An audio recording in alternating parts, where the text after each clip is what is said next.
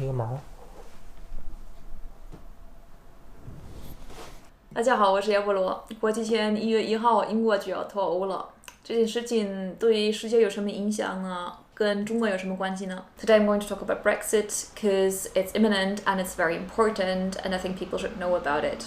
So Brexit was voted for in the UK in 2016. That was 4.5 years ago. Since then, the UK has had 3 prime ministers, which were increasingly extreme in their stances towards Brexit. First was David Cameron. He was actually anti-Brexit but made it happen. Second was Theresa May. She was also actually anti-Brexit but tried to get a good trade deal with the EU. She failed. So late last year, we got Boris Johnson, who is the most extreme out of all of 3 of them. He was actually campaigning to leave the EU while the vote was happening. And he got elected with his promises that he will get Brexit done and that he has an oven-ready Brexit deal for Europe.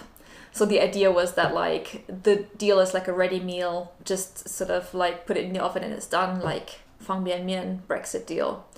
Just add water. Really, at the time though, late last year, early this year, so late 2019, early 2020, he wasn't very interested in actually getting a Brexit deal. He didn't mind not getting one because he wanted to work very closely with his best buddy Donald Trump in the US. He wanted a good trade deal with the US and not necessarily with the EU. Now he didn't know obviously in late 2019, early 2020 that in November 2020 Trump would be gone and Biden would be elected. Biden is a huge fan of the EU, hates Brexit, not a fan of Johnson. So that actually very suddenly, the end of the transitional period, so proper Brexit was happening on 1st of January 2021. So like in November, suddenly Johnson has 1 month to get a decent deal, and he got a deal. Wouldn't say it's decent.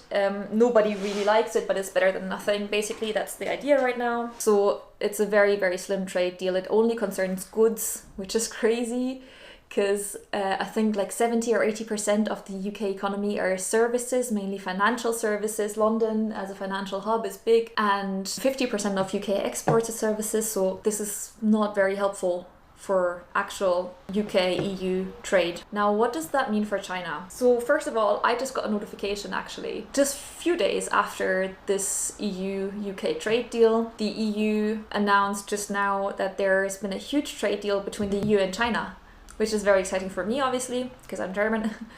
And yeah, it's very comprehensive. It covers huge fields of manufacturing, aviation, telecommunications, green energy. So that's very exciting. What does it mean for the UK and China? So in 2015, 2016, the UK already said that they wanted to work closely with China, but that went downhill, really deteriorated because of Trump. And now though, the UK has no friends really. Like they have Biden in the US, who's not a fan of Brexit and Johnson. They have the EU, where they have this very, very skinny trade deal. So who's left is only China. They can only really work closely with China, and I think they will try. I do think also that China is also interested in working closely with the UK, because just a couple of days ago, I read a newspaper article that like the current Vice Foreign Minister, Zheng Ziguang, will be appointed ambassador to the UK in 2021. So this is quite a high profile political figure for a comparatively small country, and that indicates to me that like China is interested in working with the UK as well. It would be very smart on China's part to work closely with the UK, because as we saw in the EU-UK trade negotiations, the UK is in a very weak negotiating position right now, so any sort of bigger economy can sort of get any deal they want, basically. So I hope anyway, that with Trump gone now, international relations between China and the West are gonna get better again. I kind of selfishly hope this, of course, because I would like to live in China and move to China, and I want this to be as smooth and easy as possible. And yeah, I hope that this was interesting for you.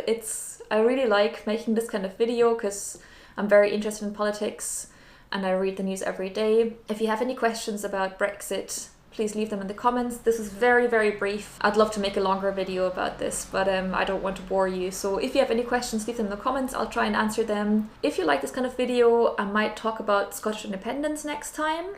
Again, if you have any questions about that, leave them in the comments. I'll try and talk about that next time. And if you like this video, then please 点赞关注和转发。I'm going to play in the snow now. 下次再见，拜拜。